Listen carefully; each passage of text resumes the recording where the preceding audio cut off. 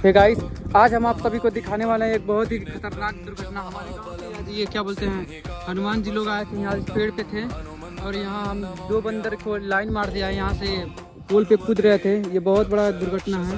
हमारे गांव के सभी लड़के और हम मिलके इसका इन दोनों बंदरों का यहाँ पे हम लोग वो अंतिम संस्कार किए हैं और भंडारा होगा मंगलवार को।